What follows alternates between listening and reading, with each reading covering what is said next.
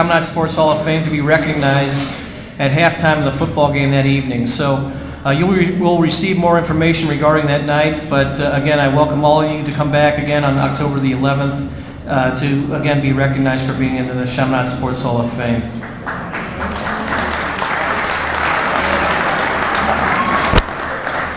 Here tonight we've got a couple of gentlemen who are in our first two induction classes. Colonel Jim Hackett, from class of 49, please stand.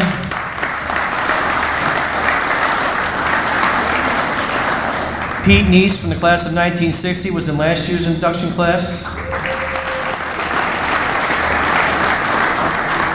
We have Ted Stepanovich from the class of 1978 in our first class.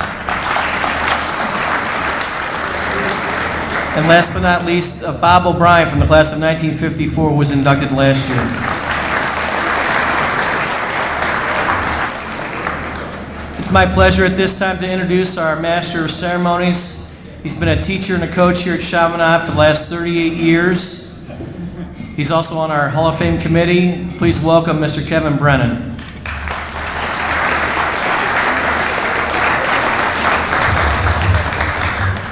Thanks, Jim. Recently, I was invited to go to the Kirkwood Hall of Fame, Sports Hall of Fame banquet. And I've been with PUD for a few years on this committee, and I've been pushing PUD. We just started this 3 years ago. I've been pushing. I said, we've got 100 years we got to make up. We got to get more people into the Hall of Fame. And PUD keeps saying, no, we need to keep it small. We need to keep it intimate. And we go back and forth. Well, I went to the Kirkwood Hall of Fame. They inducted 28 people into their Hall of Fame. Now, the thing I think is great about tonight is we have 9 inductees. The people at Kirkwood, all 28 of them were very important, did great things. But the problem was by the time we got done with the 4.5-hour introductions, I couldn't remember half the people. And as they were up there talking, I thought, boy, this guy was great, what he did for the school. I couldn't remember him. So tonight we are going to induct 9 people, 9 men who have had significant contributions to our sports program. And by doing that, the small number, I want you to remember these men, what they've done, because each of them has a very important story, and they're very important to our sports program. And so I do agree with PUD. We're going to keep this small and intimate and make it really special for these gentlemen tonight. So one thing I want to point out is, and PUD forgot to say, we do have a Hall of Fame corner now. In the Commons, we've commandeered a corner, and we put up the Chaminade Sports Hall of Fame. We have the plaques. We make a double plaque for the inductee, and we have the plaques up there. So if you get a chance to come to a basketball game and come on campus, you can go up in the Commons. We've got a real nice area, and it's big enough it'll last us a couple more years. When Father builds our new gymnasium and our new athletic facility, we'll put a new Hall of Fame area in there, right, Father? So I am your MC tonight. And I guess I get this job because I've been around here longer than anybody. I don't know if that's good or bad.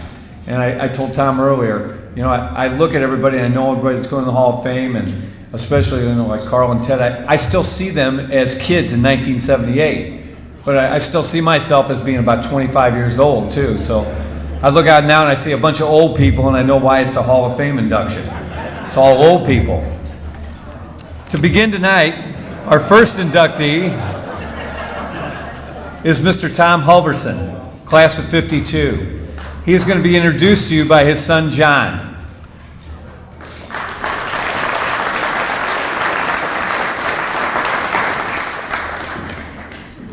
Thank you, Mr. Brennan. Thank you, Father Ralph. It is a real pleasure to be here tonight to introduce my father, Tom Halverson, an inductee from the class of 1952. And my dad is being inducted into the Hall of Fame for achievements that he had in the game of golf, and golf has always been an important part of my dad's life.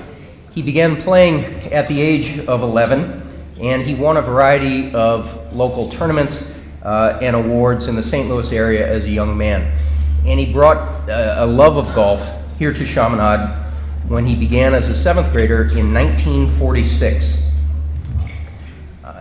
When he came here, he put in a lot of hard work, and spent a lot of time trying to improve his game and working on his game, and that culminated with his winning of the Missouri State High School Championship in the fall of 1951 when he was a senior.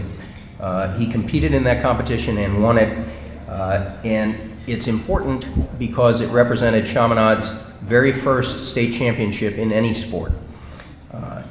That was a proud day for my dad, and it was a proud day for Chaminade, and it was historic because his was the first of many state championships that have been won by this fine institution.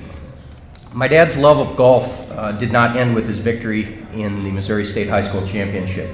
He went on to compete as a top-ranked amateur throughout the St. Louis and throughout Missouri for decades. And he won everything from the St. Louis City Championship as a teenager up through the St. Louis District Senior Championship in 1997. And he's continued to play in Arizona, where he has lived since the late 1990s. And I'm proud to say that as a 78-year-old man, he has now shot his age, or better, approximately 50 times since he did it the first time at age 67.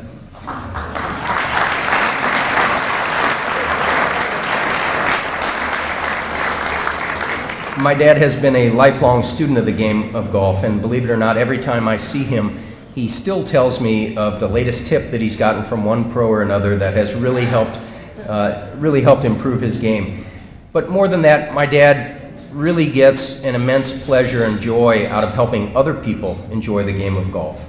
He has a real knack for sharing his experiences, both as a player and a teacher, and helping his friends and other people learn the game and improve their game so that they can get as much enjoyment out of it as he has over the years. As much as my dad has loved the game of golf, he was drawn more powerfully into the law, where he spent over 50 years standing up for those people who needed someone to stand up and speak for them, had been harmed, and they needed someone on their side. But perhaps his proudest achievement, though, came in 1992 when he founded the St. Louis Internship Program, which has provided real opportunities for mentoring and success for over 3,800 and counting underprivileged inner-city high school students in the St. Louis area. The program has been a success for over 21 years now and has been replicated in over 35 cities across the country. My dad has certainly lived up to Chaminade's Esto Vir motto, and so now it is my honor to introduce my father, Tom Halverson.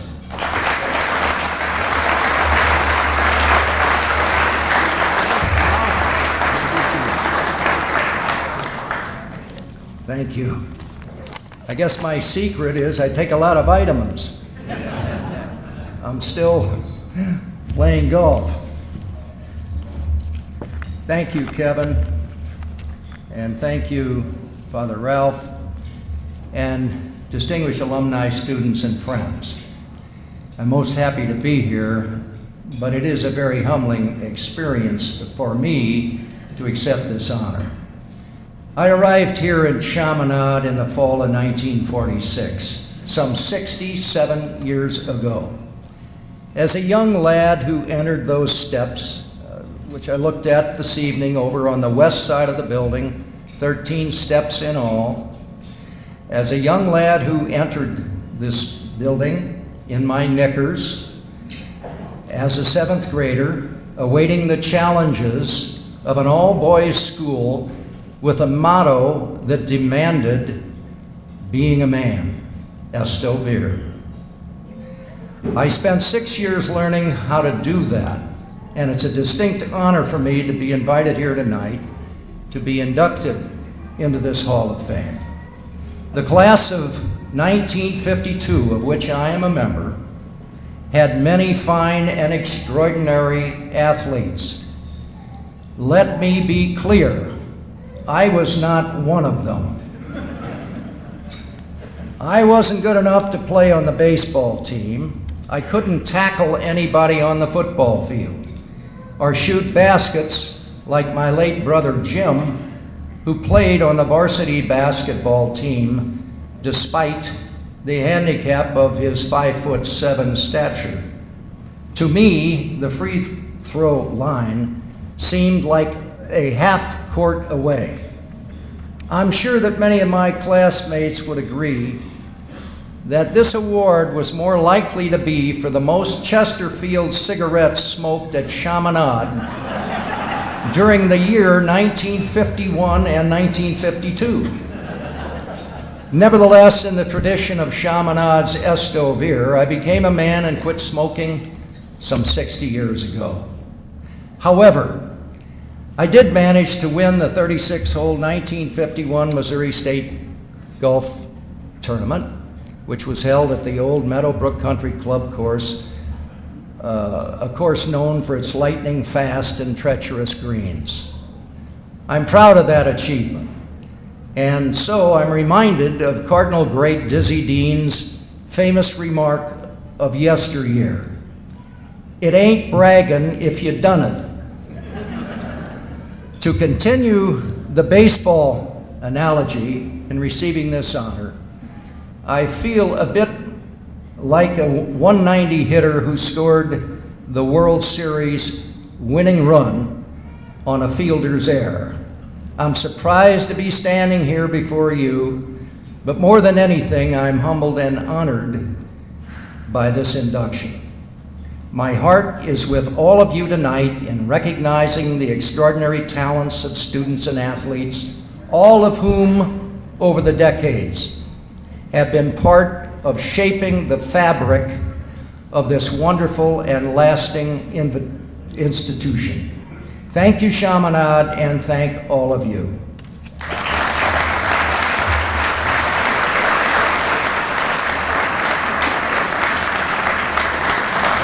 Congratulations. Thank you. Congratulations. Appreciate it. Our second inductee this evening is Mr. Bud Farron, class of 1956. He will be introduced to you by his niece, Jane Matthews.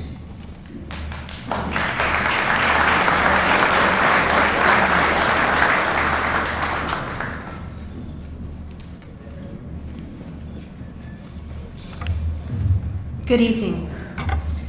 Sports and competition are an important part of Bud Farron's life.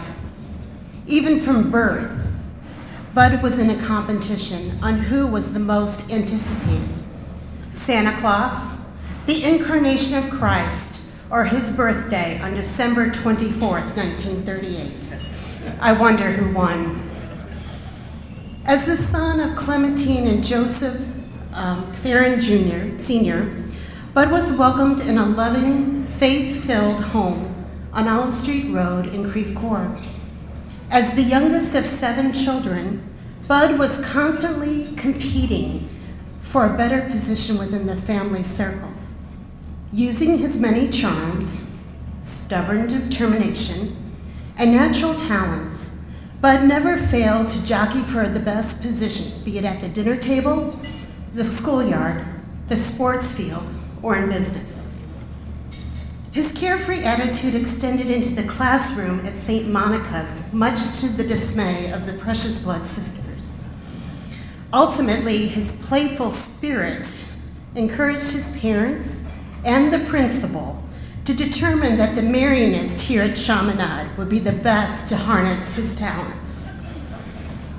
While Bud is being honored tonight for his school sports, he has many other achievements.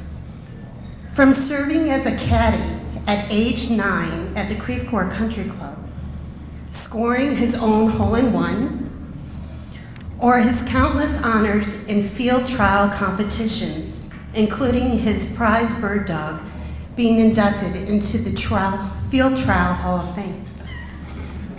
Team sports of football, basketball, and baseball were all part of Bud's life here at Chaminade. After graduation, Bud quickly joined 2 more teams. One team that benefited his leadership and his participation was with Shell Oil.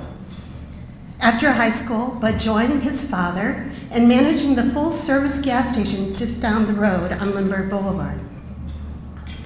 The business posted many records, including being one of the first Shell stations here in St. Louis to pump 1 million gallons of gas.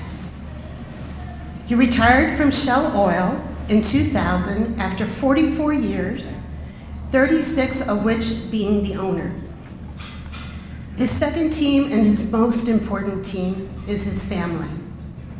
While Bud took the leadership spot on this team, it is Sue, his wife and lifelong cheerleader, that have made the team a success.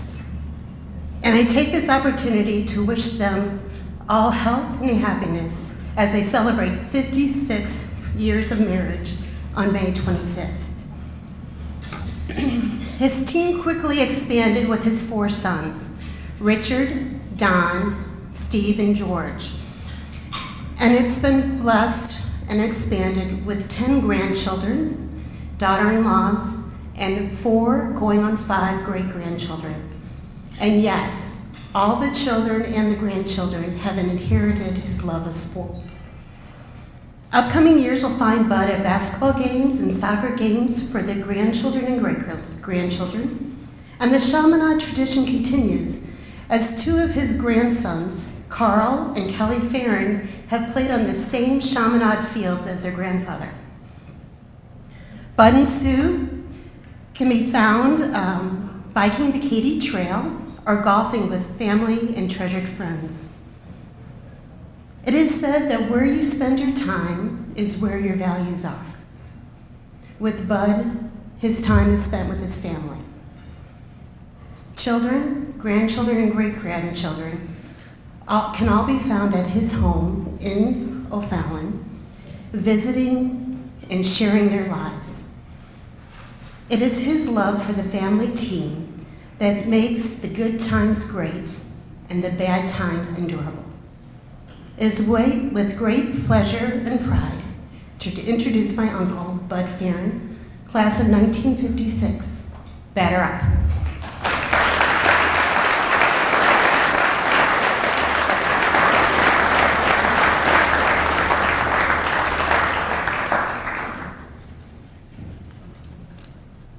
I never had a drink tonight.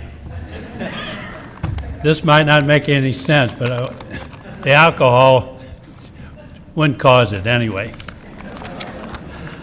To the Chaminade alumni and friends, I would like to give you thanks to about my family, 25 strong here tonight, and also to the selection board that made all this possible.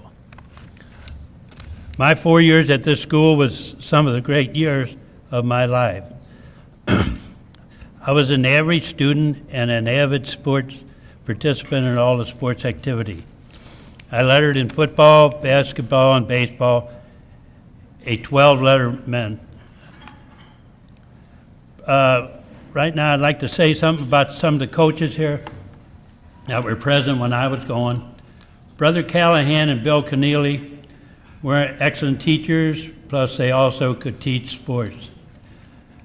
Remember incidents playing as a sophomore varsity, and I was a sophomore, and I was a pretty big kid, and they had put me at tackle along with another sophomore named Harrison, but we were vying with 2 seniors that were big boys at that time, and I remember Brother Callahan liked me in particular. I thought he did anyway. And anyway, I was having a good practice. And varsity, I was second string at tackle in my sophomore year. And the guy playing across me, I won't mention his name. He might be here tonight. But anyway, he wasn't having a good day, and I was on defense, and he was on offense. And he was having a bad day. I was getting in there pretty good. And so he got frustrated and slapped me across the face. At that time, we didn't have any face guards at all. And Brother Callahan got so mad. I never saw a guy get so mad that quick. He was a line coach. And, man, he jumped all over him and made him run I don't know how many laps around the field. But that was just one incident on that particular thing about football. Because I played 3 sports, I'd like to just say something about every sport. We went on and had a pretty good football team my senior year, we had two halfbacks, Bob Pryor and Gil Effinger, and they led the league, city and county, in touchdowns. And we had a pretty good team, and I like to think I had something to do with it because I played tackle both ways. And we were pretty proud of that team because we'd get some write-ups in the paper because of them scoring them touchdowns. And I'd like to go on and tell you about Brother Keneally. He did baseball and football, and he had me in baseball and I think basketball too in my freshman year.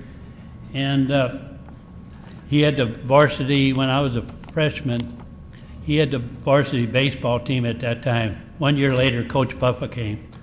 But anyway, he knew I could play a little baseball, and in class one day, he had the varsity, and he said, my brother was on the varsity team, and he said in class, twice this happened. He said, Bud, you're going to play third base, so-and-so is hurt tomorrow, and you'll be our third baseman. I was a freshman. I was thrilled to death. I was also a pitcher, but I was playing third base also. And, you know, every time that next day it rained, he must have knew something about being a weatherman.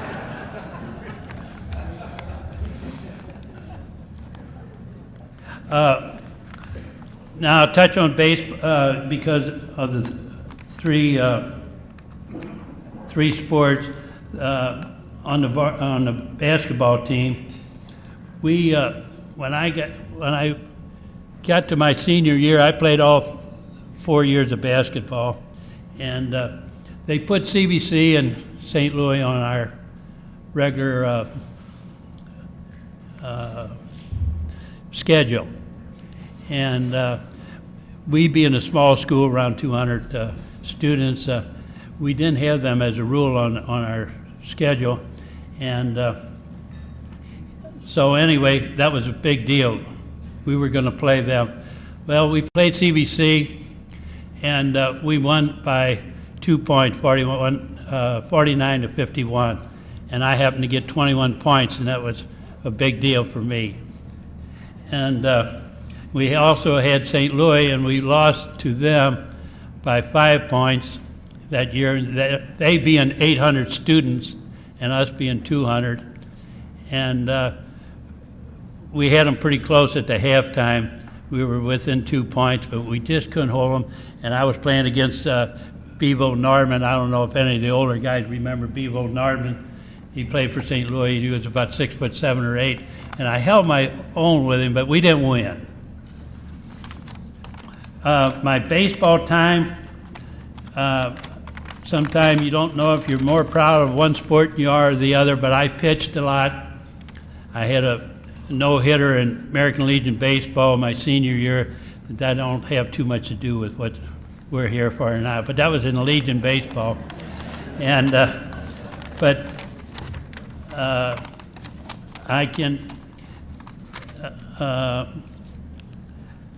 want to talk about the baseball.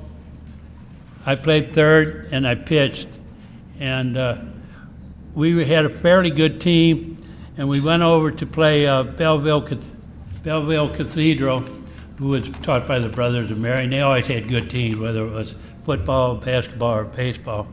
And we were playing over there. I think we lost the game 3-2 or 2-1. And there was a guy named Bud Ziffel, and he went on to play in the American League and did real well. And every time he'd come up to bat, he hit me. It didn't matter where I threw it, he could hit the ball. And but I wasn't smart enough to walk him. That was my big mistake. I should have walked him. We probably won the game. But I want to thank all my family that's here tonight, and 25 Strong, and I really appreciate everything that was done. Thank you very much.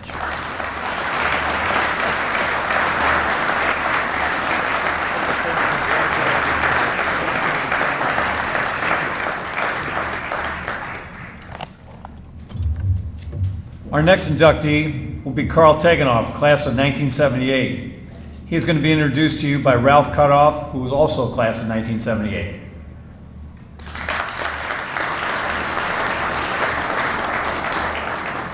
Father, Mr. Brennan, thank you. Good evening. I've known Carl since our 4th grade at St. Clement's School in De Pere. I've competed with him in almost every sport except football. I've watched him grow here at Chaminade under Coach Ohms, Coach McKee, Coach Donahue. His career here culminated with a scholarship from Arkansas in football. There's not much more I can say about that, but one of the most wonderful people I've ever met, Carl Tegenoff, 1978.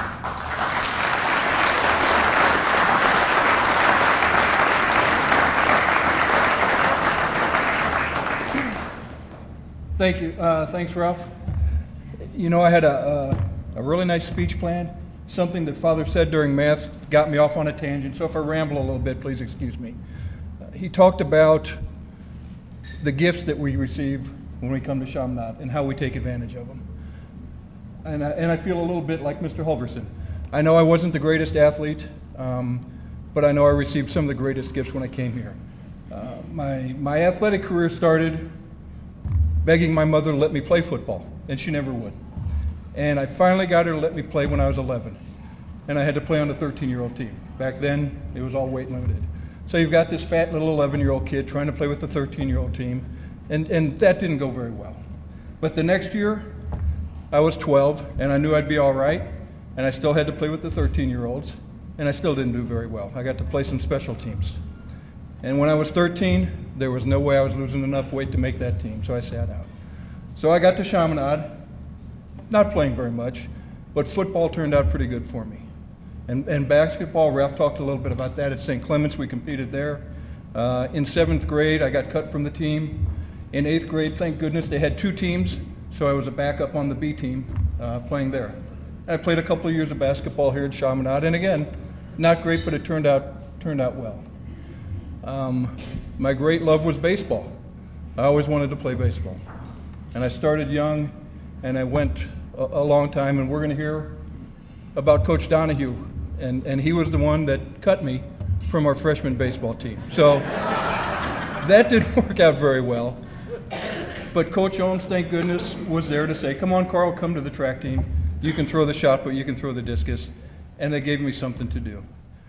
So I showed up here, not a lot of athletic talent, but the gifts I got were great teammates and great coaching. This is the 3rd year of the induction. Ted Stepanovic was in the 1st year. Bobby House-Layden in the 2nd year.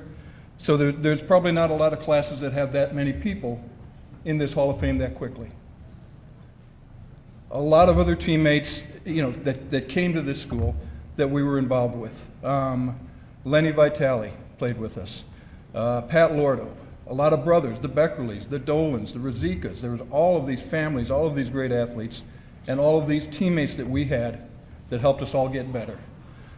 And we had some teammates that aren't here with us anymore, and I want to remember them. I want to remember Rich Dara and Randy Weber. Great athletes, great friends, and great teammates both.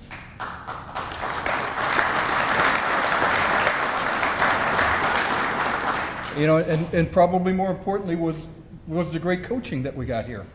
Again, Coach Ohms, Coach McKee. I can't even say their first names. They're still coach to me. Coach Ohms, Coach McKee, Brother McCarthy, Coach Donahue. All of these guys are already in or going to be going into the Hall of Fame. These are the men that trained us, that taught us, that gave us the athletic careers that we had. And we can never thank this university or this institute or these men enough for what they did for us. And this is a great honor for me, and I'm thrilled to accept it, but I'm also here to thank Chaminade, thank all my teammates, thank all the coaches we had. Thank you all. It's a great honor. Thank you very much.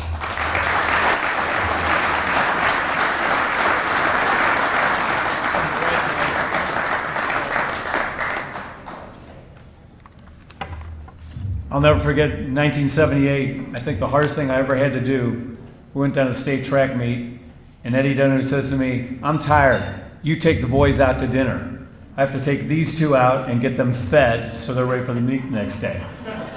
What a night. The interesting thing, they had, at the restaurant, they had a meal 2 steaks, 2 baked potatoes, 2 salads. And I thought, okay, these two are going to both order that. I got enough money. No, they order a regular meal.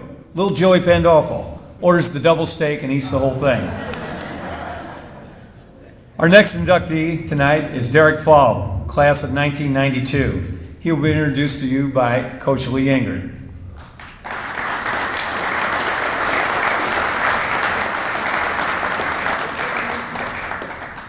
Now, Leroy, I'll remind you, you know what the deadliest thing in the world is? What's that? An old coach and a microphone.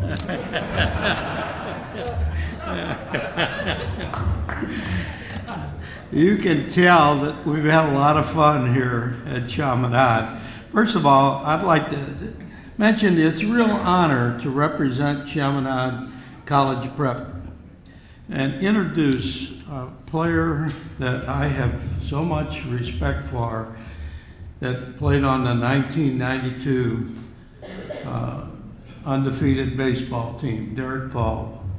You know, he not only played baseball, but he played football and he played basketball.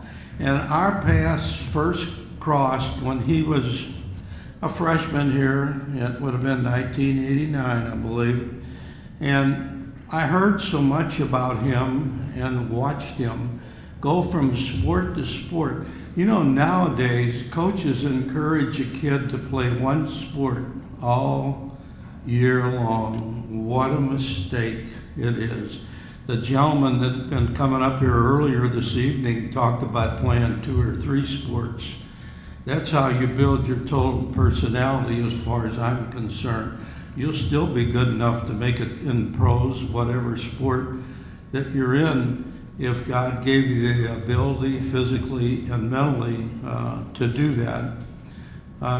During my 50 years of coaching, I've run across a lot of scholar athletes during that time. I would rank Derek Falb as one of the top 10 youngsters that I had an opportunity to work with. I had him in my sophomore biology class, and he was a young man that liked life more than he really loved academics. But in the process of talking to him, he had a photographic mind. He didn't have to really study like I did or like many of the other youngsters had to do. And you know, to those people, academics is boring, really. And when we get off on that path, it makes it a little bit more difficult in order to stay on the straight and narrow. And when it came time for the baseball, we asked Derek if he'd be willing to make a few changes, which I believe that he bought into. And as a result, he became an outstanding baseball player as well as an outstanding football and baseball player. One example that I can give of him, I could give many, really, but one example that I could give, when we were in the semifinals up in Columbia playing Jeff City, who had an outstanding baseball team. And it was just the first inning, and the pitcher that we had, who was the best pitcher in the area that year, had been struggling a little bit. And we had 2 runners on and only 1 out. And the best number 4 hitter, who had a full ride to Mizzou at that time, was up at the plate. And he hit a ball in left center like a bullet. Right away, I looked at Derek. He already had 2 steps toward the ball before it had been hit. These are the things that we try to talk about, little things win championships. He was playing the pitch, he was playing the location. Some catchers don't give much of a location, it's always the same spot. Plus he was playing the hitter. In all my years of baseball, I've seen 2 professional center fielders do it consistently. Willie Mays and Edmonds from when he was with the Cardinals. a number of times I saw that happen. And this really told me that here was a youngster that was buying in to many of the young things, the little things that we tried to emphasize. Our motto was success. Sacrifice will breed success. We have to be willing to give up something in order to gain something. I believe that Derek has bought into that. That's why now in his profession he has a law degree and he's in finances and he's gotten some major award in this professional area. And it only shows that a young person can do and achieve the things and goals that they set aside for them. Derek, well, if you'd come up, I appreciate, he's not only a player, but he's a friend.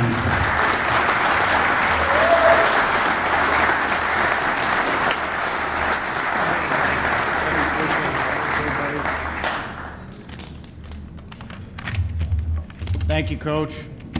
Appreciate all the commentary that you just gave me. It's an honor coming from you, especially. And I have to thank all the people that showed up for me. My parents are over there, and I have my two little kids, Hayden and Cameron. And now that I'm a Hall of Famer, I'd hope you listen to me one time. And then my good friends Nick and Matt and Bob. You'll hear about Bob a little bit. And then again, Coach Ingert and his wife. I appreciate all of that. So just to start, I'd like to thank the Hall of Fame committee for my inclusion into this prestigious club. It really is an honor.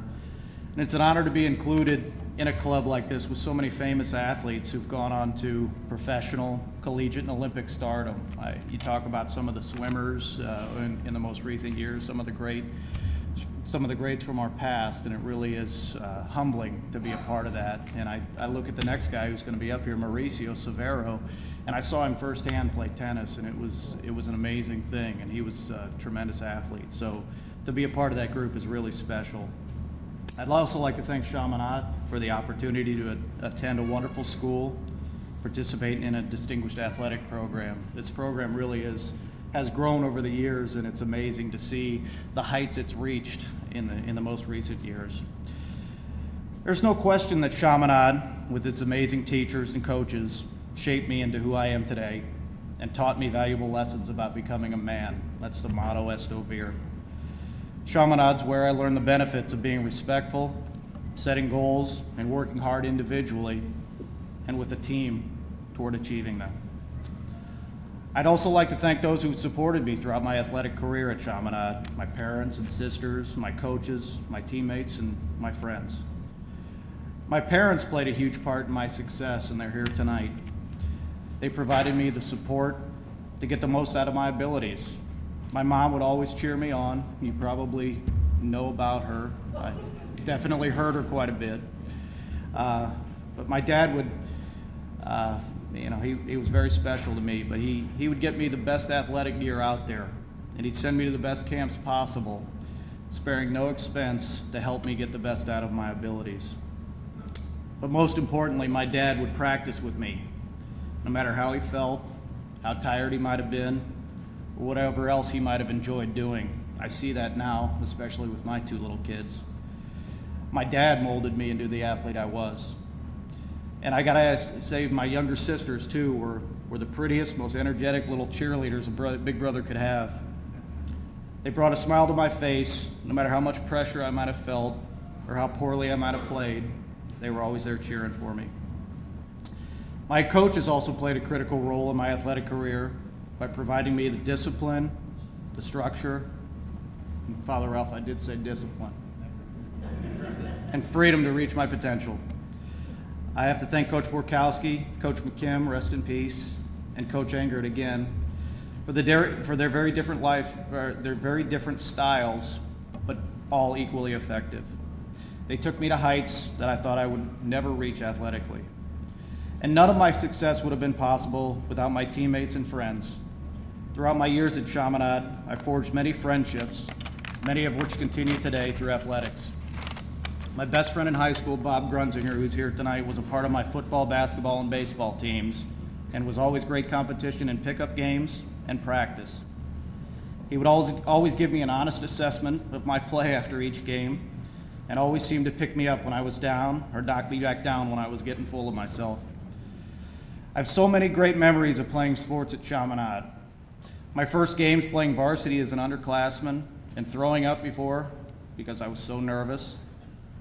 Beating the powerful CBC and Priory my senior year in football, and these two teams were just juggernauts at the time. Destroying Parkway Central, then the #1 basketball team in Missouri, by 30 points my senior year. And beating Hazelwood East multiple times in basketball when Hazelwood East had at least 4 Division I prospects starting for that team. And of course, going undefeated and winning the state baseball championship and being ranked as high as 6th nationally that year. A lot of that can go to Coach Engert, but we had a special team that year. And that team's in the Hall of Fame, and I'm so very proud of being a member of it and what it accomplished. Going undefeated in baseball is ridiculously difficult, and we accomplished something very rare and special by doing that.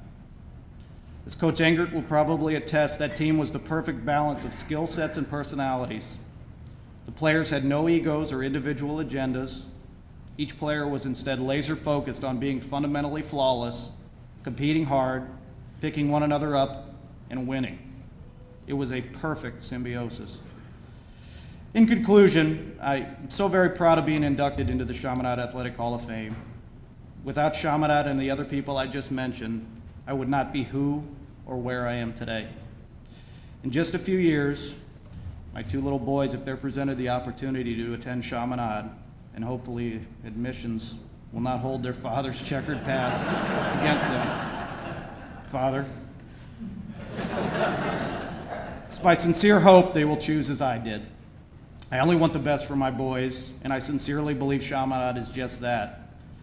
Perhaps they will be fortunate enough to play sports for Chaminade too. And I'd like to thank my wife for sticking with me and being such a critical component into molding these kids into what I hope to mold them into. And I appreciate her for having the patience to stick with me. Thank you again.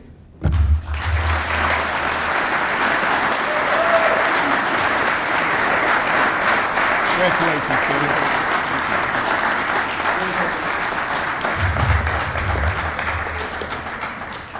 Our next inductee this evening is Mauricio Severo, class of '92. He will be introduced to you by John Stobbs.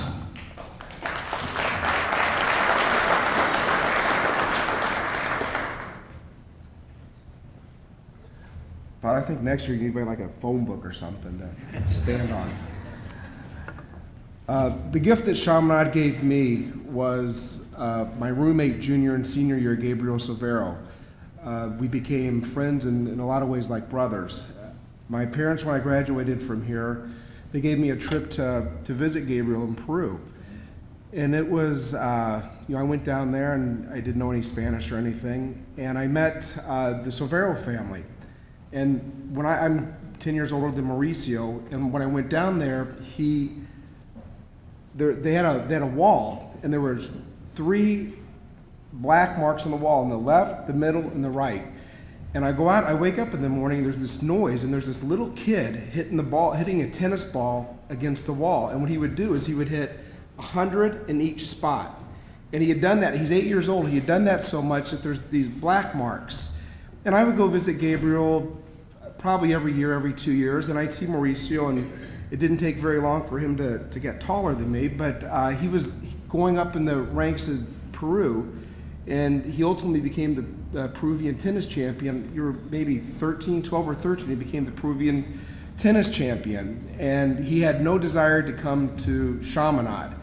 And it became a point where his dad said, well, you don't have a choice, you're getting on the next plane and coming here. And so I came here and I talked to Coach Michalski in that summer, and I said, well, my friend's brother, he's going to come here and he's a really good tennis player. And at that time, Chaminade was a juggernaut in tennis. They had won, I think, 2 tennis championships in a row, and they had the #1 tennis player in the state, Joey Gonzalez. And Mr. Mahalski said, well, he can try out for the team. And Mauricio came to Chaminade, and he was 81-2. The last time that he lost was in the championship, the state championship, when he was a sophomore. And at that time, I'd kept up with him, seeing how he had won the scores and stuff. And he won his tournaments 6-0, 6-1. And I think it was about 80% of them, the other player didn't win more than a game. That's just amazing.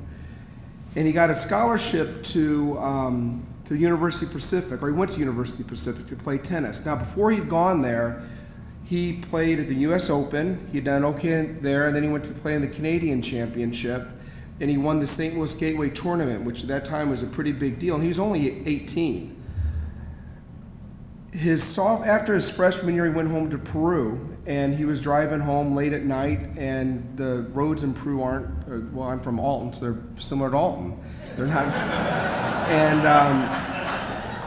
and he, there was a turn that he missed, and he got in a horrible car wreck. And Gabriel is one of those people that has he's not emotional one way or the other. And I called because I was on my way I was going to go down to Peru in a couple months, and I was calling to, at that time he didn't have email, so I called him, and he was scared for his brother, and he said, hey, go to church and pray for my brother. He was in a coma. He was in a coma for a month. If you looked at the wreck, he should have died. I mean, if you look, it was horrific. And God blessed him because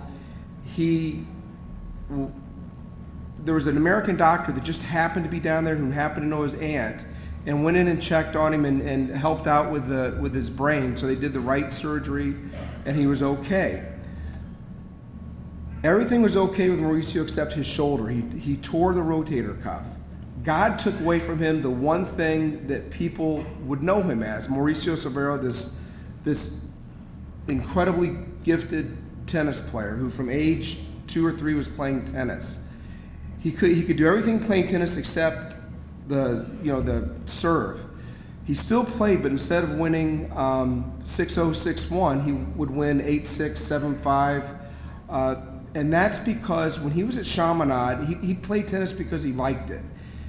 And when you board at Chaminade, I don't know if there's anyone who's boarded here, you don't have the luxury of, Mr. Zlonowski's not driving you to tennis practice and stuff. I mean, you're on your own. And Mauricio would get up in the morning, 4:30 or 5 in the morning, and he would run down to, jog to wherever he played tennis in the morning. He'd jog back, take a shower, go to school, and practice tennis afterwards. And this is the state champion tennis player from another country who still got a B average from Chaminade. That's just, and Mr. Frain's here, and he was his tennis coach too, and he said, he looked at me and goes, boy, he was a godsend. He's the best tennis player that Chaminade has ever seen. And so I'm honored to present Mauricio for admission to the Hall of Fame.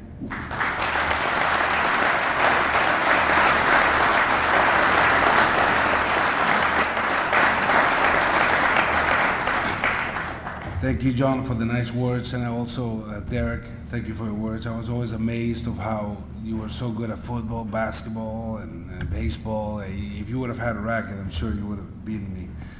But I wanted to thank the school first for this great honor. There's no other high school that I would have rather chosen to be, to start my life in this great country than Chaminade.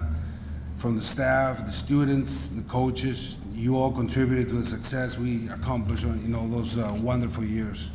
It is very nice to share this special award with my wife and daughter that came with me from California. I'm proud to have attended Chaminade for the excellent academic, strong sports program. Thank you again for this wonderful recognition. It is an honor to be a Chaminade alumni.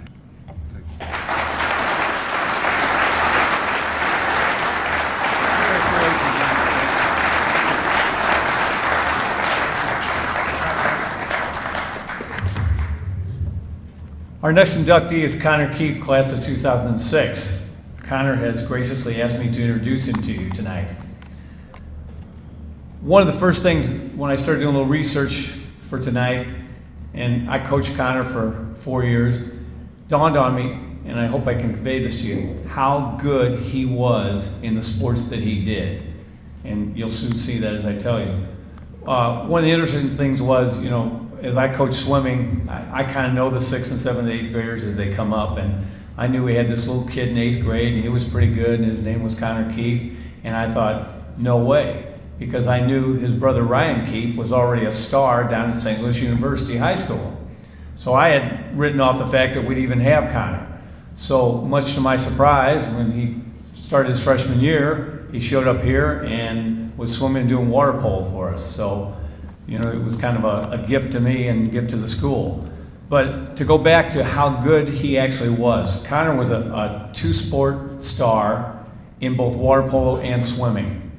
Now, being in those two sports led up to the fact that he was the athlete of the class in the year 2006, which was kind of unheard of at that time, because usually it's your football players, your basketball players, your baseball players. But he was so dominant in those two sports, we didn't have any choice that year but to vote him the athlete of the class. So how good was he? In water polo, his sophomore year, that team was second in the state, and, or excuse me, third in the state, and he was second team all-state as a water polo player. His junior year, the team was second in the state competition. He was first team all-state. And his senior year, they were second again. He was player of the year in the St. Louis area. He was defensive player of the year, and he was captain of the team. So his 3 years there, he got in the top 4 all 3 times. In swimming, where I had the honor of coaching him, he was outstanding. And even I had forgotten how good he actually was, so I started going back in all my records. When he was a freshman, we were 4th in the state. At that time, he did a 22.8 in the 50, which was unprecedented for a freshman, and I had even forgotten how quick he was. Sophomore year, we were 5th at state. He had a medley relay split in the 50 at 21.7 as a sophomore, and a 48.5 in the 400, which is just unbelievable at that time for a sophomore.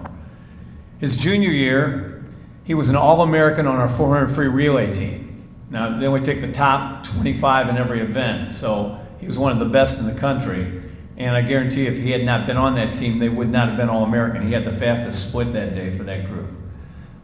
Interesting thing, on his junior year, you know, I told you we took 4th. We were, you know, always trying to work towards first and everything, and you're getting ready for the state meet. And we didn't have a medley relay because I didn't have a breaststroker. And I'd fretted about that all year long. Where am I going to find a breaststroker? Suddenly, early January, we were doing some things in the pool. We were doing some races. I see Connor swimming this breaststroke. And I start timing him. And all of a sudden it dawns on me, I got my breaststroker. So we go down to state. You know, everybody's going, well, you don't have a medley relay. You're not going to do anything. So I didn't say anything. We put Connor in the breaststroke, and we ended up, I think, 3rd or 4th in the medley relay down to state. And that's how good he was in swimming. He could go to a completely different stroke. He was a sprinter, a freestyle sprinter. He could still do the breaststroke. Senior year, we were 3rd at state. He was All-American on the 200 medley relay. This time we moved him to the freestyle slot, and it was a great team that day. We had some really good swimmers, but they made All-American. And then as an individual, he was an All-American in the 50 free. He won that event at the state meet. Now, going into that meet, we pretty much knew he was the fastest swimmer in the state. Problem was, he wasn't always the fastest starter and flip turn at the 50 mark. So, you know, my hope was if we could just get him in the water and get him off the far wall, nobody could beat him. So we get down there and he makes the finals. Had a nice drop on Friday night, and we go into the final race. He takes off, he hits the water ahead of everybody. So I thought, well, this is good. Let's see what happens at the turn. Goes down to the turn. You see him flip first. It was over. Nobody could touch him. He absolutely had the fastest turnover rate I've ever seen of any swimmer I coached. So with that time, 21.21, he was an All-American swimmer that year in the individual event. Now, you take all that together, he placed 6 times in the top 4 at state competition. And thinking back, I don't think there was any other athlete in Chaminade history who was on 4 top 4 teams during their career. That's how good he was. I have to take a little jibe at Connor tonight, though. When swimmers swim and water poloers play water polo. They have a little thing with their suits most of the time. The water polo players traditionally want to wear a small suit and kind of show that crack in the back. That's one thing we always yell at them about. And Connor did that a few times. But the interesting thing was, when he set that All-American standard his senior year, back then, the idea for swimmers to be fast was fit in the smallest suit you can. Connor showed up with a size 24 suit. He fit into a size 24 suit, and there was a lot more than a crack showing that day. But he'll claim because that suit was so small, that's why he won that event. I want to introduce to you one of the greatest athletes we've ever had at Chaminade tonight, Connor Keith.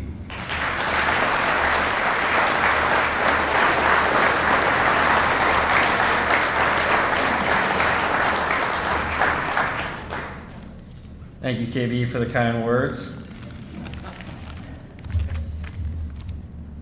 First of all, I just want to thank a few people, and I have one story that I want to tell that I think really shows the Chaminade family and what Chaminade meant to me, continues to mean to young men. I think, as everyone spoke tonight, really shows the family atmosphere. My mom and dad are here. My sister's also here. I think combined, they might have missed one event my entire career, whether it be swimming or water polo. And looking back, I didn't think all that much of it, but or looking at the time, I didn't think that much of it. But looking back, I mean, it's very important. It's really shaped me as an individual. And one of the things I've learned so far, my young business career, is showing up is half the battle, and I can't thank you guys enough. Second, two individuals at Chaminade that have made a huge impact on me, who I really want to recognize and thank. Not just athletically, but also personally, shaped me into who I am today.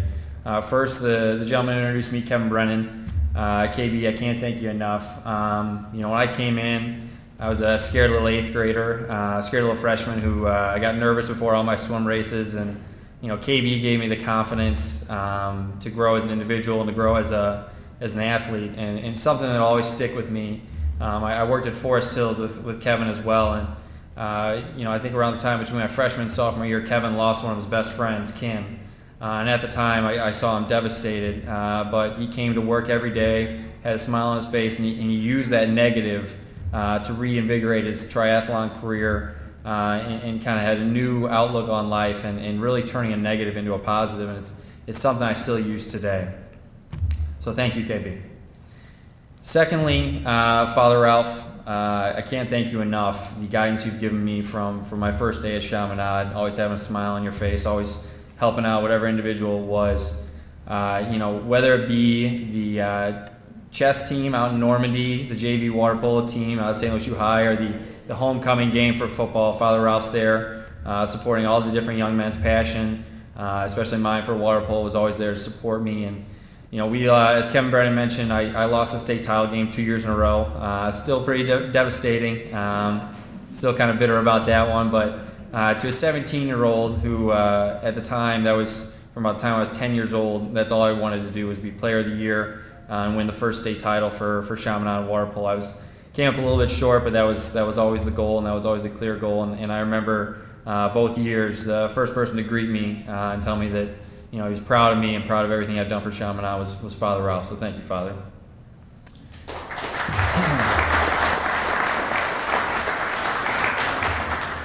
Lastly, I spoke at a donor dinner when I was a senior in high school, and I told this story, and looking back, getting nostalgic about my time here, it still, I think, rings true. When I was in the 8th grade, I couldn't wait to play varsity sports, and obviously I couldn't wait to play water polo. And the past few years, the water polo team had kind of fallen on hard times. I think when I was in 7th and 8th grade combined, they won about 7 or 8 games. You play about 30 games a year. The team had about 20 kids total, and things weren't looking good. And I think a lot of other schools in the state would have kind of wondered, and kind of really took a deep look at, whether they need a water polo program.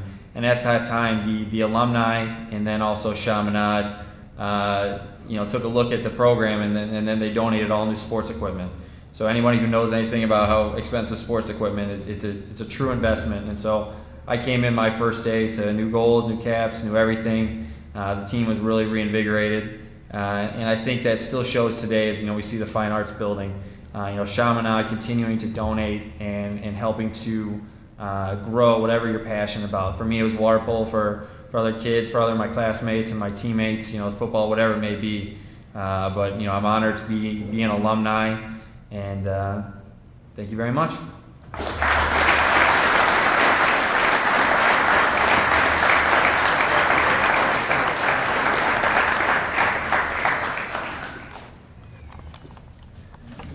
Our next inductee is Brother John McCarthy. When we inducted Brother John, we voted him in, I called his brother, Father Terrence, and asked him if I could introduce him to the crowd this evening, since John and I were so close over the years.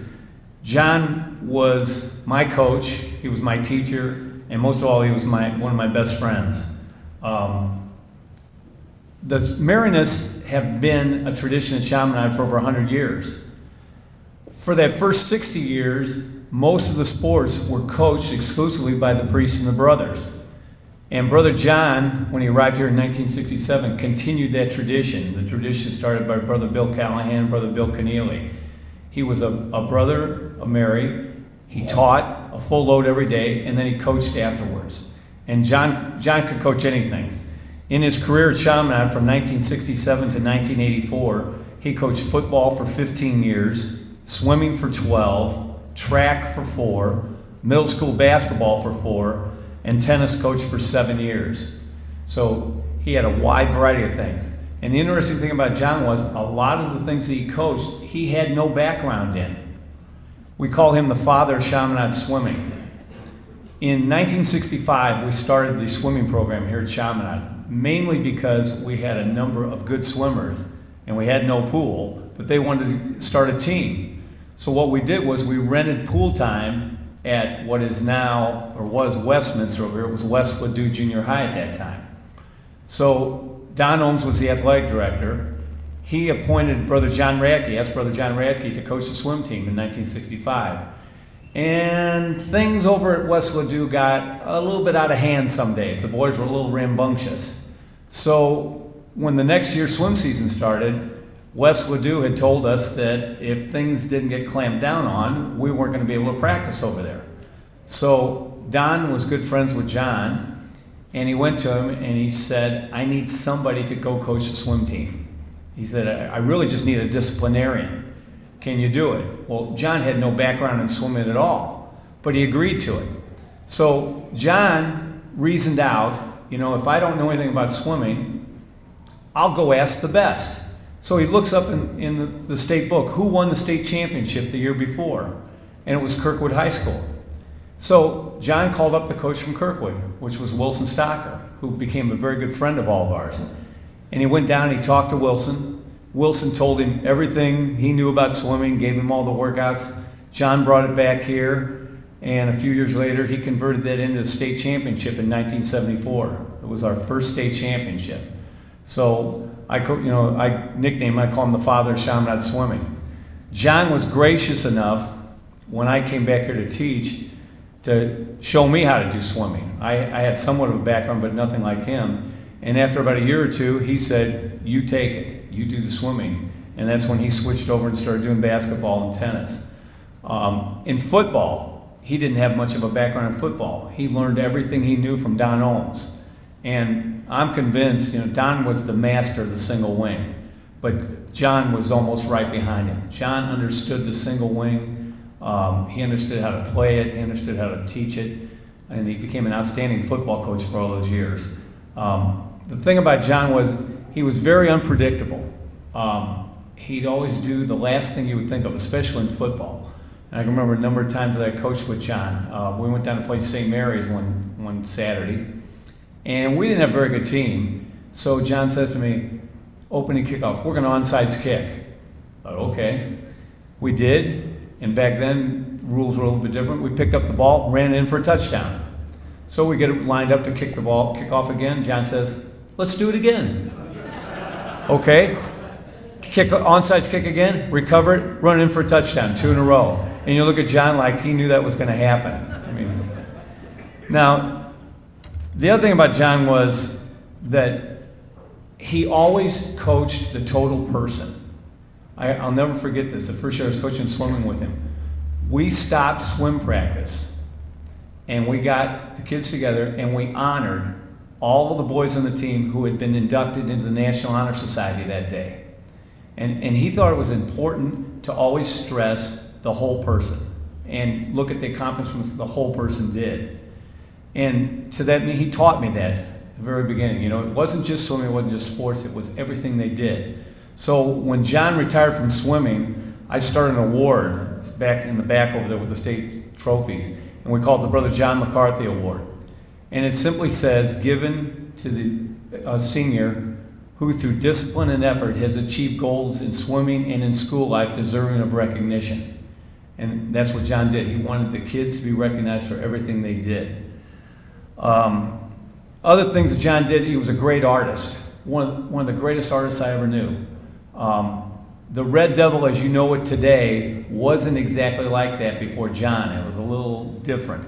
And when John came, Don asked him, could you kind of tweak the Red Devil, make it look a little meaner? And that's where we came up with the mean version of the Red Devil. John drew that himself. Now the other thing about John was, he was a geometry teacher, great geometry teacher. If I hold this up, everybody that had John in geometry knows what that is. He would get in front of the classroom with a piece of chalk on the old chalkboard, and he could draw with his left hand a perfect circle every time. Never know how he could do that. But that was what John was. He was a perfectionist. Everything he did was perfect. I'll never forget, he used to be the statistician for the varsity team. And this was before we had all the films and the huddle and breakdown and everything. What we did was we had 8mm film, and then John would take a chart and he would chart every play, every tackle. And by the end of the game, by the time Don had given his final talk to the varsity football team, John would hand him the stat sheet. He knew how many yards everybody had run for, what they'd thrown for, how many tackles, where every play was. He did that all on the sidelines. He was just a perfectionist in everything he did. This makes the trifecta for me tonight. John McCarthy, Eddie Donahue, and Don Ohms were the three men that had the most influence on my life. And it is such an honor tonight for me to introduce to you John McCarthy so that you kind of get a semblance of what he was to me and hundreds of other students at Chaminade. So in closing, I would like his two brothers, Father Terry and Marty, to come up and say a few words, if you would.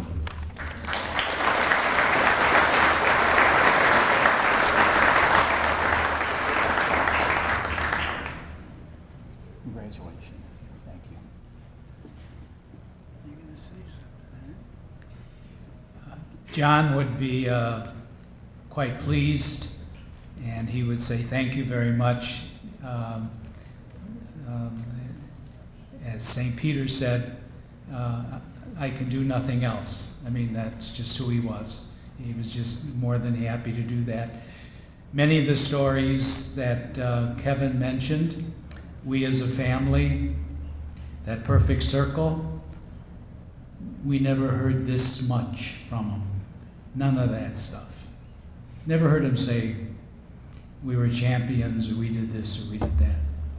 He just was so unassuming and a humble, fine guy. And he would just say, thank you all. Keep supporting the Catholic schools. Anyone you can. It's what we have is so precious, but it's slipping. So we need you. So all these people that have been blessed, share those blessings and try to do what you can for Catholic education.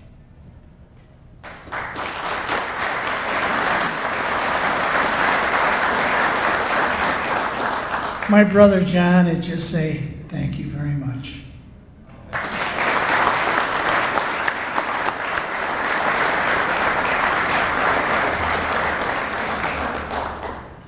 Our next inductee this evening is Edward Eddie Donahue, longtime coach at Chaminade. We're going to introduce him to kind of a tag team. His grandson, Ian Hilton, is going to come up, and then I'll say a few words to introduce Eddie to you.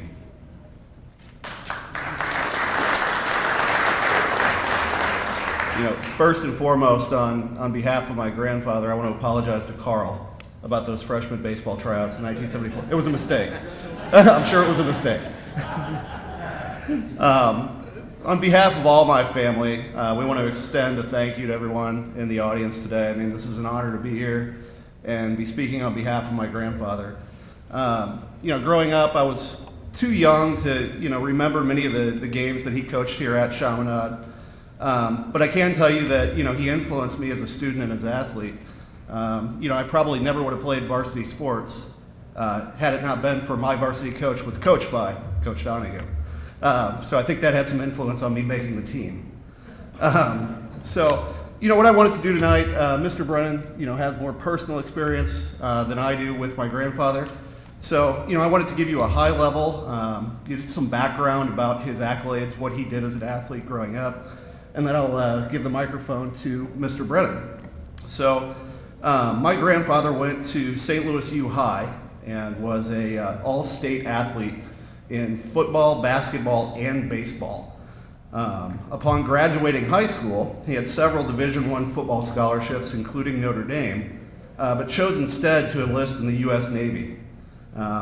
He spent time in World War II and saw action, at the Battle of Guadalcanal. And upon returning to St. Louis after the war, chose to accept a football scholarship to St. Louis University back when they had a football team. In fact, he played on the last football team ever to take the field for SLU. They were affectionately called the Dinosaurs and stayed in touch throughout their lives. Playing Division I football just wasn't enough to keep him occupied, I guess, so he also went out and played basketball at SLU on a team with Easy Ed McCauley, and also went out for and made the baseball team. And in fact, upon graduating, played a year of minor league baseball in the Cincinnati Reds organization. After he gave up baseball, he returned back to Missouri and finished up his degree at SLU, also got a degree from Mizzou in physical education, and began his coaching career in 1949 at SLU High. In 1952, he accepted the head football coaching position at DeAndrews High in North St. Louis, and in 1958 actually moved on to St. Thomas Aquinas, where he coached football, basketball, baseball, and acted as the athletic director for some time as well. In 1966, he finally got smart and came here to Chaminade. And he spent the last 23 years of his coaching career here at Chaminade. So I've been told while he was here at Chaminade, he never missed an opportunity to have fun, never missed a teaching opportunity, and loved watching his students and athletes grow and learn up. So, in addition to coaching, my grandfather was also a longtime member and organizer of the St. Louis Junior Football Association for 28 years. He was an amazing athlete, a great coach, and a great person. So on behalf of our family, I want to thank you again for the honor, and I'll let Mr. Brennan tell a story or two.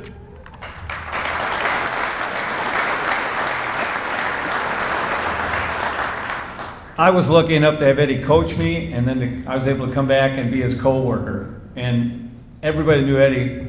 He was the funniest man I ever met. Now, the great thing about Eddie was, the first thing, how did we pronounce his name? Was it Donahoe or Donahue? And it all depended on whether you were talking to Eddie or Pat, his wife. They both pronounced it differently. I think part of that problem was that Pat was from Dogtown and Eddie wasn't. And that was kind of like back then the Hatfield and McCoys. I don't know how they ended up together. But you always say to Eddie, you were from Dogtown. He'd go, no, Pat was from Dogtown. I was not. Now, to kind of tell you the kind of man he was, the first time I ever met him, I was a sophomore. I was 15 years old. I was playing football, and I had to go up to the coach's office to buy a mouthpiece. So I walk in with my $1. I said, Coach, I need a mouthpiece. He says, oh, good. He says, what's your name? I said, Kevin Brennan. He says, nice Irishman. I said, yeah. He goes, what'd you say? I said, yeah. He goes, what did you mean to say? I'm standing there with my eyes wide open. He says, you meant to say, yes, sir. I said, yes, sir. I never forgot that from that point on. Now, he could be the disciplinarian, and he could be as sweet as anything to you. I had him in class as a sophomore. Now, when Eddie came, we didn't have the big gym built yet. So, as he came into Chaminade, he had to teach social studies. I guess that's because he had a master's degree in geography. How he ever got that, I don't know. But he taught me sophomore social studies. And I'll never forget this. The first class, he gives out a test. goes in the back of the room. We're up there taking the test, and all of a sudden in the back of the room, he's back there snoring. Well, we're in class and we're going, is he really sleeping or is he trying to catch us cheating? I think he's trying to catch us cheating, so nobody did. Well, all the tests were essay. Get the test back, you got like an 87. This one you got -2 on, this one you got -5 on. We figured out real quick, Eddie didn't grade the tests. Pat graded the tests. He never even saw them. So you could walk up to him and you go, Coach, I really think I had most of this answer. He'd go, oh, you're right. He'd mark it off and give you a better grade. Now, coaching was always an adventure. If you were a player, most of you remember this, when we practiced on the lower field, we had a hill that went up to the upper field, and there was a big cedar tree up there. So at the end of every drill, Eddie would say, okay, up the hill, round the tree. Well, that digressed eventually into up the tree, round the hill. And we all knew what he meant. We just took off and did it. And when I came back and started coaching with him, oh, what lessons I got. He was a great coach. I mean, when he came in to Chaminade first time for football, him and Don together were just unbeatable, the knowledge they had. And his track coaching was unbelievable. But the things he taught you were just, you couldn't believe. First thing he taught me in track, when we started coaching track, was always wrap a towel around your neck. It'll keep you from getting cold. And he was absolutely right. Every time we went to a track meet, here's him and I with a big towel around our neck. Second thing I figured out in track was he didn't know how to work a stopwatch. We would go to big meets, and it was our job, like we'd have to pick second place. So him and I'd be up there, and I'd be catching the kid as he came across the line, and he'd be doing the stopwatch. And then you had to go report it because this was all qualifying. You had to have a real accurate time. He never got it. He'd always miss the time. So as nonchalantly as anything, he'd walk up to the guy that had first place. He says, oh, that's a great race. What'd that kid have? And they go, 11.5. He'd walk over to the third place guy and say, oh, what'd that kid have in that race? And the guy would go, 11.8. He'd split the difference and say, our guy had 11.7. Now, those of you that knew him, physically, he could outdo anybody. Couldn't run real well, he waddled a lot, but pull-ups and dips all the time, pull-ups and dips. He'd stop, he'd do 10 pull-ups. He'd go in the pool, he'd do 20 dips on the ladder coming out of the pool. Always doing those. And he was in the best shape anybody ever knew. Strangest thing was in about 1987, Eddie and Mike Banner and I, we used to go out biking every morning, go to breakfast. One morning, we were coming back, and Eddie got way behind us. And we got back here, and he comes in, he's puffing and panting and sweating and everything. Didn't think anything about it. That was September. So by November, he is really down. He's not doing dips, he's not doing pull-ups, he's not doing his run. So I called Pat and I said, there's something wrong. So he eventually goes to the doctor. He'd had a massive heart attack. Apparently that's that day on the bike. And he'd gone 4 months later before they actually caught it. He ended up going in to have bypass and everything was fine. But that's how tough he was. The last thing I want to tell you is the funniest thing about him was he could never remember names. We would go out, and he taught for 30, 40 years, and as with all of us that teach, kids come up and they start talking to you, and you go, oh my God, who is this? You don't know who it is. Well, he had the greatest way to do it. He never knew who it was. But as soon as somebody come up, he would go, hey buddy, hey pal, how you doing? And they'd talk for 15 minutes. The kid would walk away and I'd say, you don't have a clue as to who that was, do you? He'd go, no, but he could carry on a conversation with anybody. Absolutely one of the funniest people I ever met, one of the greatest coaches I ever had, and I'm so happy he's in the Hall of Fame tonight. Carrie, his daughter, and Kelly, would you like to come up and say a few words on behalf of Eddie?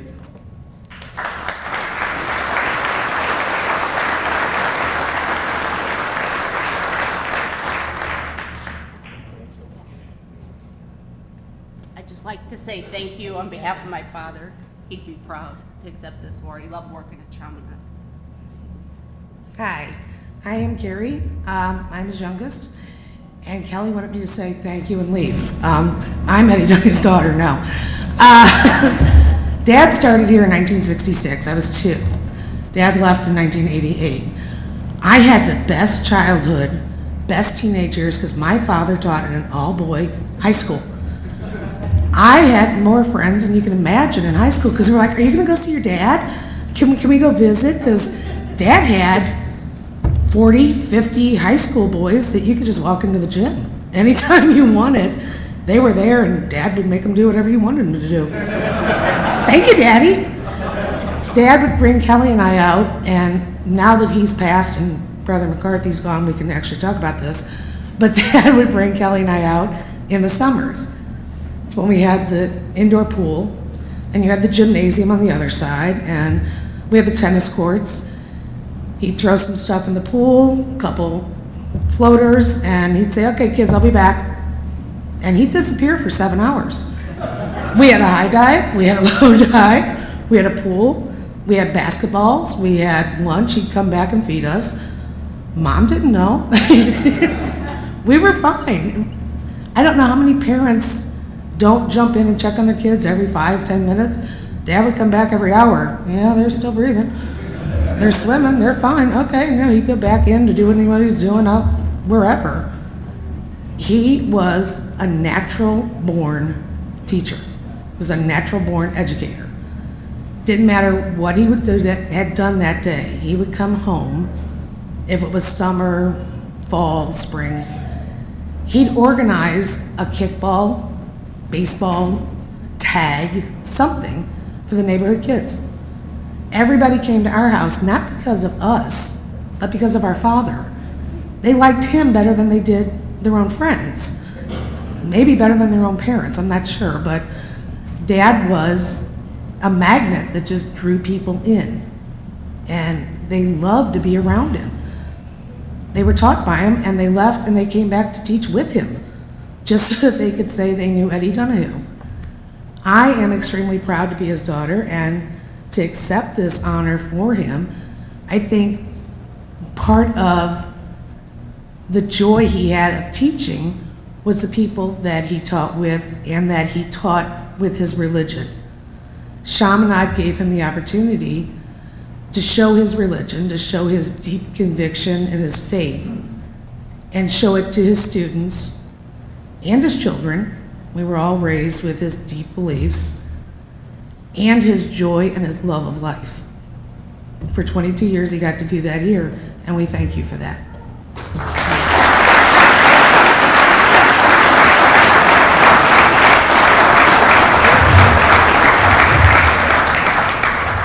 Finally tonight, traditionally we have inducted one of our sports teams into the Hall of Fame each year.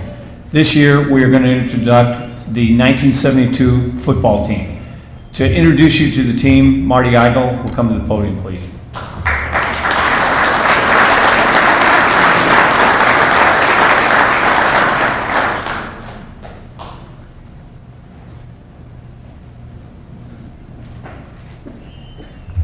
Thank you, Kevin. Connor, I used to work at lifeguard with Kevin years ago, and I have pictures of him in a size 24 if you ever want to see those. No, we don't. You don't want to see those. On behalf of the 72 varsity football team, the players, managers, the classes of 1973, 74, and 75, we want to thank the Chaminade Hall of Fame Selection Committee for this great honor. We also want to congratulate our fellow inductees, in particular Coach McCarthy, Coach Donahue. Of course, Coach Donahue was our football coach for the 2 varsity seasons.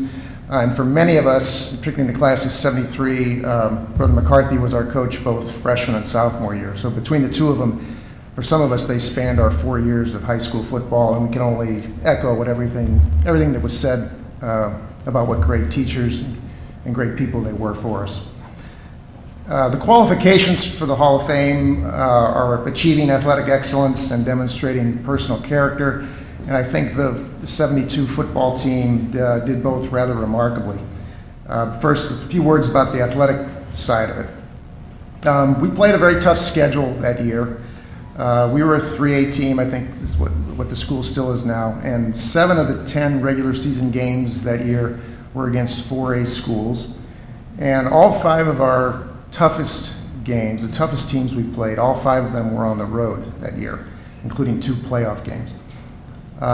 We started summer practice in August. We had some new players come in, some new students, and we had 3 weeks to get ourselves ready to assimilate some new kids and get ready to play our arch rival DeSmet on the road. DeSmet was favored. They were a very good team, and their players told us so when we got there. We had these side-by-side locker rooms, and the joining wall didn't go all the way to the ceiling. There was this big gap, and they came into their locker room and started yelling at us, telling us how tough they were and how tough we weren't. And we started to react to that, but one of our captains stood up and said, "Be quiet, we'll show them on the field." On the field, our offense scored 4 touchdowns and had another one called back. The defense posted a shutout. In fact, DeSmet never crossed midfield the whole game. The first Post-Dispatch rankings came out, the first one of the season the following week, and we were ranked number 1 in St. Louis. The next 8 games were our conference schedule, was then the Catholic Athletic Conference. We finished with a 7-1 record in those 8 games, including what the Post-Dispatch called a pulverizing win over a very strong St. Mary's team, 44-7. We won the final non-conference game 28-0 and finished the regular season 9-1. And 9-1 is a pretty good record, but it doesn't even begin to tell the story of how good this team was. We won 8 of those games by 28 points or more. And as you've heard tonight, we ran the single wing offense back in those prehistoric days. No wide receivers, no quarterback. You just all bunched in tight, and they knew what we were going to do. We were going to run this way or that way. And yet we scored 290 points, which was 24 points a game, which ranked in the top 10 in St. Louis that year. The defense ranked number 1 in all of St. Louis high schools. The defense gave up 2.2 points per game over 12 games. That's 33 points in 12 games. 8 of our victories, the opponents didn't score a point. We had 8 shutouts. We gave up only 3 touchdowns all season, and the defense scored 4 touchdowns through the course of the season. They outscored the entire schedule we played. So for the season, we scored 290 points and gave up 33. We scored 43 touchdowns, and we gave up 3. We stayed as the number 1 ranked team throughout the season and finished as the top ranked team among small schools in the St. Louis area. And we were the first school to have accomplished that in St. Louis. So that great season qualified us to go to the state playoffs, one of 4 teams in Class 3A, which was a really big deal for the school. There's a lot of excitement. The team was very excited. We played a very good Jackson high school team, Jackson, Missouri, down in Jackson. It was a very big deal for them too. I think half the town turned out for the game. They had several all-state players and a very good team. We were very pumped, very poised, very confident. And then we fumbled the opening kickoff and gave up the ball on our own 20-yard line. But we won't mention who did that. Jackson, but both the team and the town went nuts. So our defense took the field, including the player who had fumbled, and he redeemed himself along with the rest of the guys. The defense didn't allow a score. They didn't allow a first down. They didn't allow Jackson to gain a yard. After 4 downs, they were back from the 20, they were back to the 29. And our offense took over, went down the field and scored. We ended up scoring 3 more times that day. Jackson never did score. We won the playoff game 24-0 and moved to the state championship game. The teams that have been mentioned tonight, the teams that have been selected for the Hall of Fame the first 2 years have been state championship teams. If you ask the members of the 72 team, what was foremost in their mind from that season, it was probably the fact that we didn't win the state championship game, that we played in Chillicothe, Missouri, on a very muddy field. and we had a touchdown nullified by the officials that otherwise would have changed the outcome, but that's another story. So the induction into the Hall of Fame tonight means a lot to the team because it recognizes the excellence the team demonstrated over an entire season, a very remarkable season. But the induction also did something else. It caused the guys on the team to revisit that season with a perspective different from winning and losing 40 years later. And what they remember most, I think, was the character. We had some guys on the team that joined it at the beginning of the season, as did the other schools that we played, because some of the high schools in the area had closed and players were dispersed. But it was a tough situation for these guys. They were coming in their junior, senior year to a new school. And when they arrived here, this was not really their school. They were finishing up high school. And of course, we were all in high school, high schoolers, which has a lot of issues in itself. So it was a situation ripe for friction and factions and so forth. And it was a credit to all the players on the team and the coaches that we not only assimilated and succeeded so well as a football team, but forged a lot of great friendships that still last. And over the past few weeks, as we've gotten out word about this honor and gotten in touch with the guys, you start recalling the glory days. Most of the time, it wasn't the glory that they were recalling. Guys have said that this was an integral part of their youth, and others have said it was the most important experience in memory of their life in coming to Chaminade and how we banded together. And they weren't talking about our one loss record.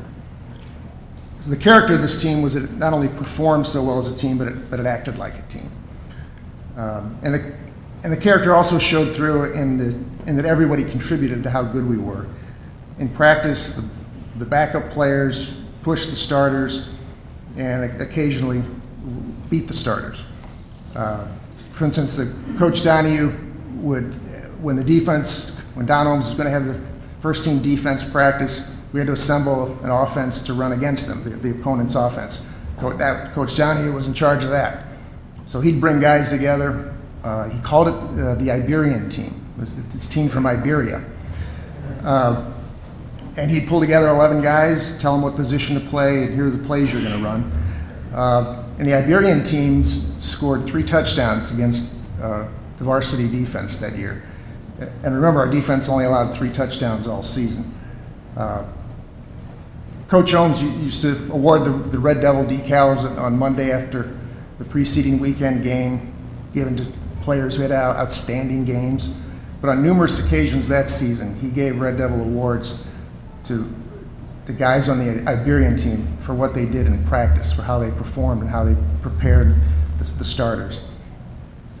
So the 72 Flyers had a lot of good players and guys with a lot of character. And if we'd have won one more game, we could have called ourselves the best team in the Class 3A for 1972. As it is, I think we can look back on that season and that team and be proud that we can call ourselves the best football team in the 102-year history of Chaminade, and now members of the Chaminade Sports Hall of Fame.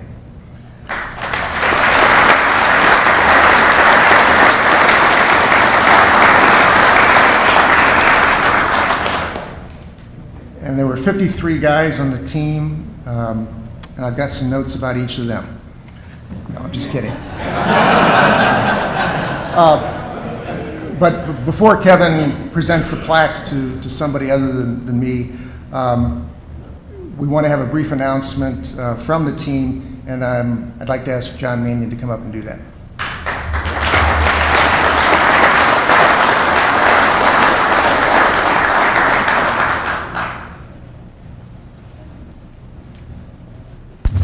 I'm an attorney. I've never done anything brief in my life.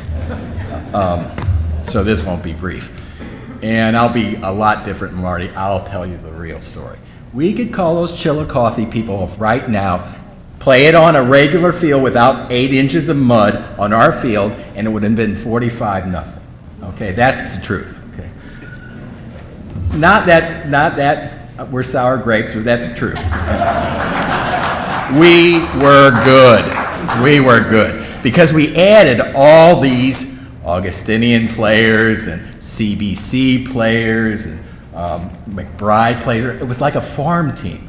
In 8th grade, Brother Meinhardt, I played linebacker and fullback. I was their best player. By sophomore year, I was the 15th best player. That's how good we had gotten. And I was thrilled about that. Jake was telling me back there, a lot of people don't know what really started our success. Brother McCarthy, who we loved in 9th grade and who was one of the most Christian and kind, loving men ever, started us. But somebody else started us before that, and he probably doesn't even know it. But it was our Latin teacher in 7th grade, Brother Ralph Seaford, who was a brother there. Jake made the big block against the Smet, opening series of plays. He's got this moose against him, Jake centering the ball. He hits the guy. John Cruz throws an 80-yard pass to George Kriegshauser. We're up 7-0, and we never turned back. And I said, Jake, how did you make that block? And he said, Veni Vidi Vici. And I said, where in the world did you get that? And he said, Brother Ralph. I'm up here tonight, and I'm all the way in from Hawaii. And I'm up here tonight. It's the first time I've been back in 40 years. And it's a long flight, but I love being back here. And Father Ralph was kind enough to honor me with a humanitarian award 10 years ago, and I didn't get back because it was in January, the banquet, and he wanted me, he said, we'll fly you in, and you get to go to church. And you'll go from Hawaii, 82 Hawaii, to 12, it's 12 degrees here. And I said, you know, I really can't get there, you know. And so I showed up this following summer. Father Ralph showed me around for a couple hours. He couldn't have been kinder to me. And I love seeing it all. I love seeing the Don Ohms field. That just made my day. And so I'm so happy to be here tonight. And they have asked me to talk about the endowment scholarship program. I'm sitting there and I see that there's a Hall of Fame thing. And I'm thinking, maybe I can go back, because I'd like to go back to St. Louis every 10 years. And so so I see all the comments being made, and I see them from all the different people. Joe Ellebrake makes a point, oh, I like Joe, and oh yeah, I remember him. I liked all these people. I haven't seen any of these people. So I thought, maybe I'll come back. And so Ray Ruzicka called me. And Ray Ruzicka is the person kind of in charge of the fundraising part for our school. And he gets on the phone and he says, hi, John, it's Ray Ruzicka. I haven't talked to Ray in 40 years. And, you know, I go, hey, Ray, how you doing? And he's talking to me like we just talked 3 days ago, you know? And I'm going, how you doing? And he goes, fine. And I hear you're coming in for the Hall of Fame. And I said, yeah. And he said, well, we got an endowment, we're going to endow a scholarship. And I want to talk to you about that. You know, and I said, oh, wonderful. And he said, and it's, you know, it's this. And I start hearing this spiel. And I'm saying, hold it, Ray. Are you hitting me up for some money? And Ray said, yes. And I said, well, let me tell you something. This school called me a humanitarian 10 years ago. And now I'm going to be a Hall of Fame member. And I'll tell you, Ray, I've had a very average life. So this is great news. I'll be more than happy to send a check. Thank you. I'm thrilled to be here about this Hall of Fame. And so Ray said, fine. So I thought, well, I'll just send a check and I'm going to go. And I thought that was it. But Ray called me back 3 days later.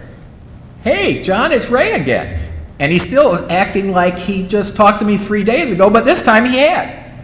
And so I said, what's up, Ray? And he said, well, we want to announce at this banquet tonight the establishment of our endowment scholarship in honor of the team.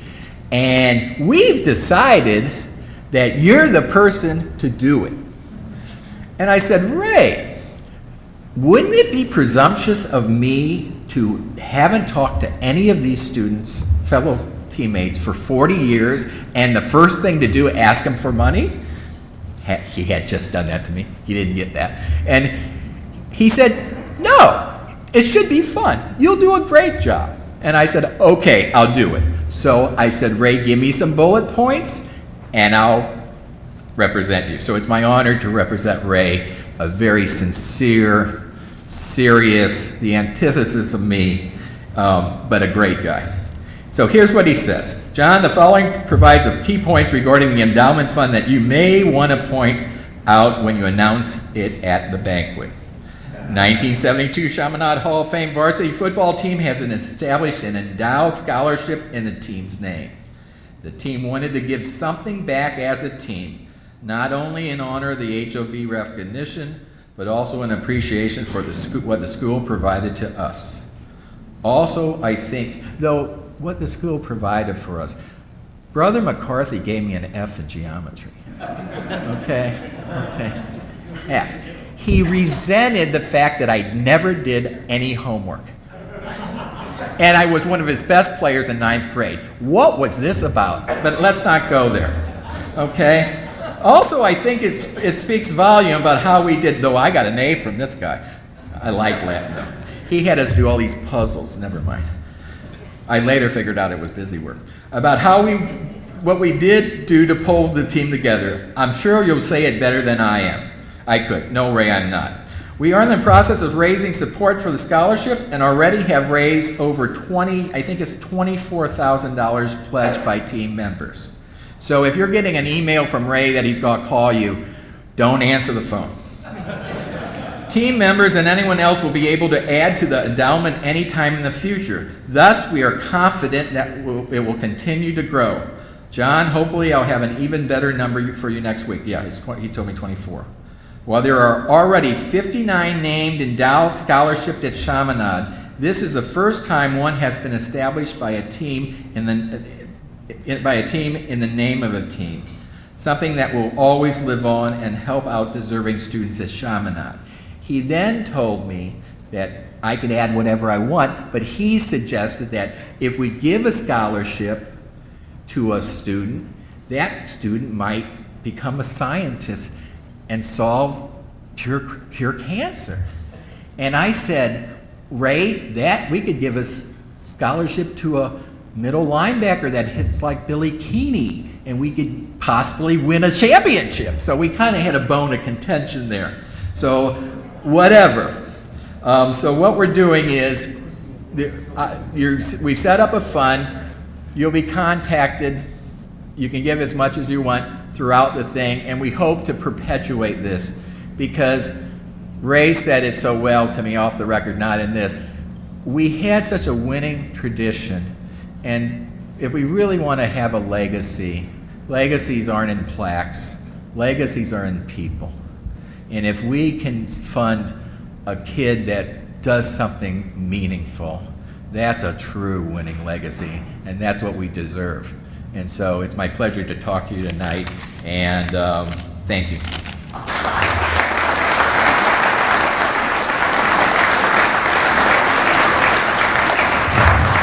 Could we have the whole football team come up, like take a picture and present the plaque to all of you at one time?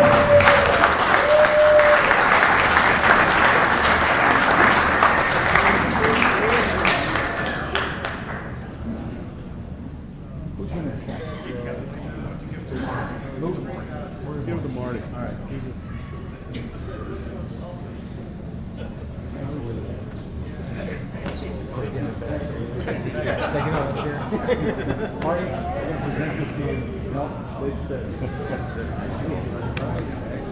I'm the short guy. I got to kneel down. Do I have to bend over like I'm a go to the podium?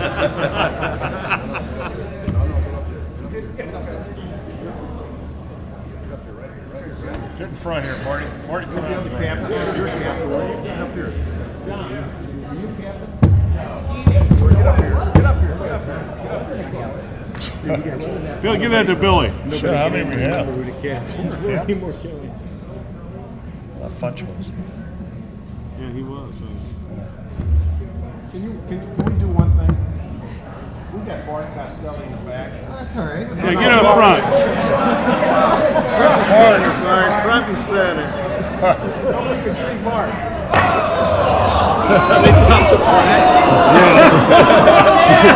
Fumble! Lineman!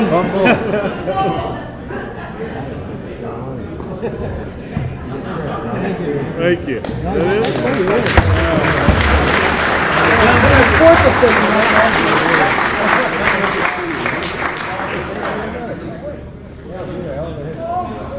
Tell you what.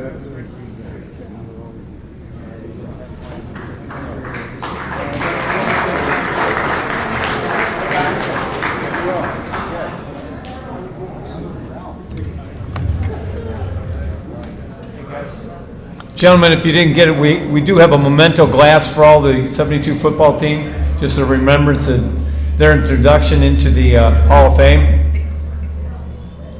I think one more time, let's give one round of applause to the football team. That scholarship is absolutely wonderful.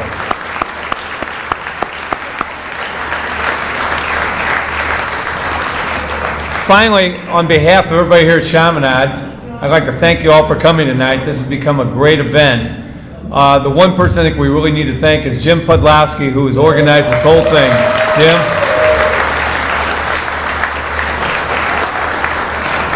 And we'll look forward to seeing all of you again next year. Thank you.